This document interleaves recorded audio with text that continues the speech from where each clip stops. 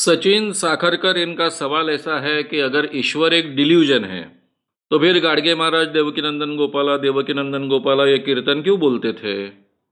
भगवान का नाम क्यों लेते थे? देखिए, मैंने तो कभी नहीं कहा कि ईश्वर डिल्यूजन है।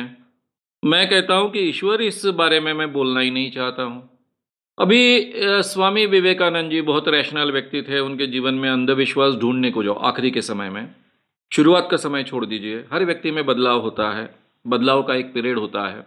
तो आगे चलकर आपको दिखेंगे कि स्वामी विवेकानंद जी भी बहुत रैशनल बने थे।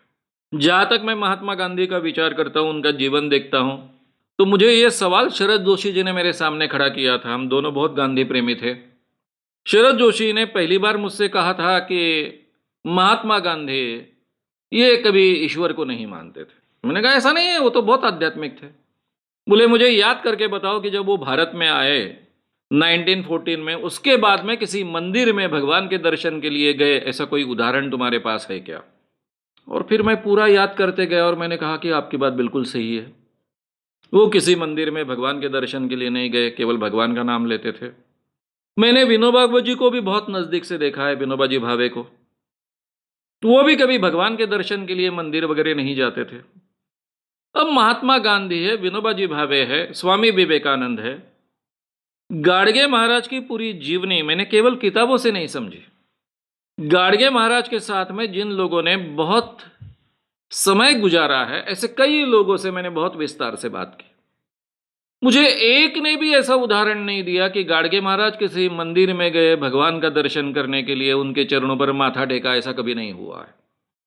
बहुत रैशनल व्यक्ति थे अपने जीवन में। सबसे बड़ा उदाहरण तो यही है कि इतनी धर्मशालाओं का निर्माण उन्होंने किया, इतने स्कूल कॉलेजेस बांधे, उनका निर्माण किया, लेकिन एक भी मंदिर उन्होंने जीवन में कभी ना उसका निर्माण किया। क्यों ऐसा किया? उल्टा गाडगे महाराज लोगों को समझाते थे कि दूसरों के भगवान होता है वो दूसरों के अंदर होता है, दूसरों में भगवान को देखिए। भगवान की सेवा यानी मानव सेवा है, ऐसा वे कहते थे।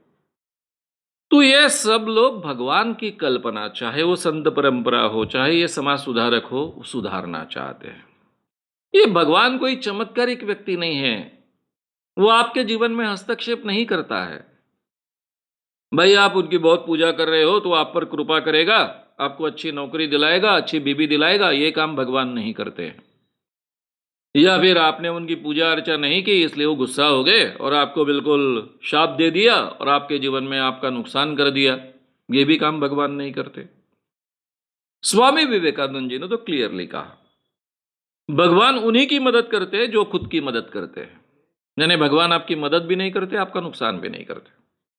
तो ये सभी संतों ने, और इस ढंग से जो आध्यात्मिक समाज सुधारक थे, उन्होंने लोगों के मन में जो भगवान की कल्पना है, जो अंधविश्वास से भरी हुई कल्पना है, उसको दूर करने का काम किया।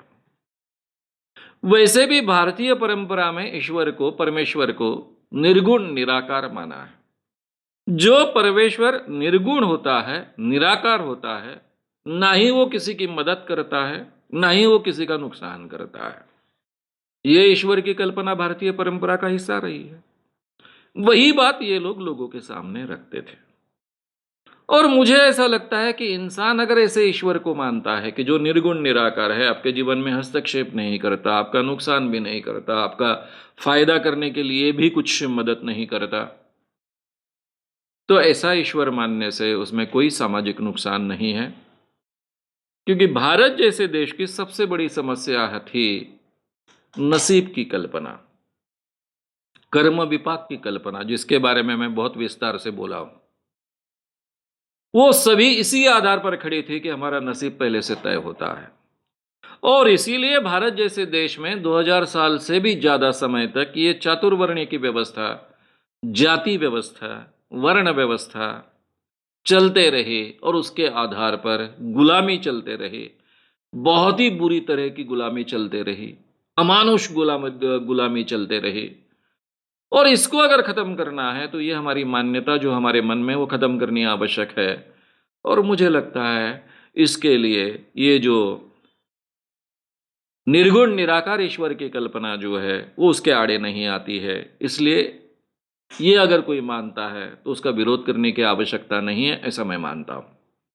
और वही गाड़गे महाराज कर रहे थे। अब रहा सवाल वो देवकी नंदन गोपाला क्यों बोलते थे। वो सब लोगों को कीर्तन के बाद में देवकी नंदन गोपाला आंख मूंद कर कहने के लिए लगाते थे और एक लय में लोग भजन कर रहे हैं, देवकी नंदन गोपाला एक मोनोटोनस रिदम में कह रहे हैं कीर्तन के बाद में। और उस अवस्था में लोग देवकी नंदन गोपाला बोलते बोलते उनको छोड़ जाते थे। वो एक मेडिटेशन की प्रक्रिया है।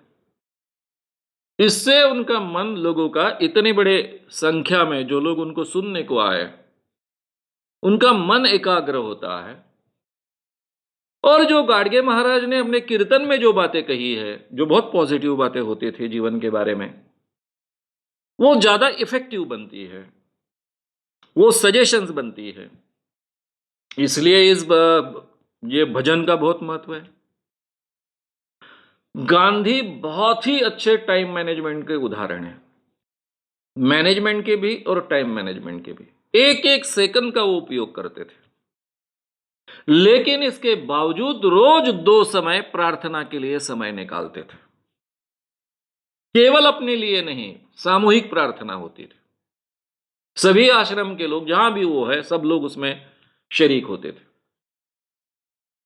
ये आध्यात्मिक प्रक्रिया, इससे मन एकाग्र होना, उससे शरीर को और मन को फायदे मिलना, इस बारे में उनके मन में जागरूकता होनी चाहिए। इसीलिए चाहे कितनी भी गड़बड़ी हो, हड़बड़ी हो, कितना भी काम हो, वो प्रार्थना का समय उनका तय होता था, प्रार्थना होती थी। उसमें कभी भी किसी भी कारणवश उसको टाला नहीं जाता था। तो ये जो आध्यात्मिक प्रार्थना के जो फायदे हैं, वो मुझे भी, यानी उस व्यक्ति को भी, और उनके साथ में जो व्यक्ति है उनको भी मिलने चाहिए। इसलिए उन्होंने ये प्रार्थनाएं रखी हैं। और तीसरी बात ऐसी है कि आम इंसान भगवान को मानता है, और चाहे गांधी हो, चाहे गाडगे महाराज हो, चाहे स्वामी विवेकानंद हो, ये सब के सब लोग आम इंसानों के लिए काम करने वाले लोग थे। गांधी जी केवल स्वतंत्रता आंदोलन नहीं कर रहे थे, वो लोगों को काफी चीजें उस बहाने सिखाने की कोशिश करते थे। मानवीय मूल्य उनके साथ में आने वाले लोगों ने स्वीकारने चाहिए, ऐसा उनका आग्रह रहता था। उसके लिए आवश्यक कई बातें वो लोगों को सिखाते थे, जाने अनजाने में। और ये सभी बातें लोगों तक पहुंचानी है, तो ये मेडिटेशन की प्रक्रिया, उसके कारण जो एक एकाग्रता प्राप्त होती है, उसके द्वारा जो सजेशन इफेक्टिव होते हैं, उसका भी फायदा मिलता है। लोगों के आरोग्य के लिए भी फायदा मिलता है, उनकी तंदुरुस्ती के लिए भी फायदा मिलता है, और साथ में ही लोगों के मानसिक बदलाव के लिए भी उसका फायदा मिलता है। और फिर इंसान भगवान को इतना मानता है, अगर कोई भी समाज सुधारक जो लोगों में बदलाव लाना चाहता है, वो अपने आप को भगवान से तोड़ेगा, भगवान से दूर करेगा, तो लोग अपनापन महसूस नहीं करेंगे। इसलिए लोगों के साथ जोड़ लेने के लिए ये तीनों व्यक्ति, चाहे महात्मा गांधी हो, चाहे स्वामी विवेकानंद हो, चाहे गाडगे महाराज हो, ये तीनों व्यक्ति भगवान का नाम बार बार लेते थे। अदरवाइज इनका भगवान बहुत स्वतंत्र था, जो आम लोगों की धारणाओं से बहुत अलग था। तो ये अलग भगवान भी एस्टेब्लिश कर रहे थे, जो आपके जीवन में हस्तक्षेप नहीं करता, अंधविश्वास को बढ़ावा नहीं देता, आपके जीवन में मदद नहीं करता, ऐसा भगवान, ऐसा ईश्वर भी एस्टेब्लिश करने का प्रयास कर रहे थे। और उसके जरिए अपने आप को लोगों के साथ में जोड़ लेने का काम भी वो कर रहे थे।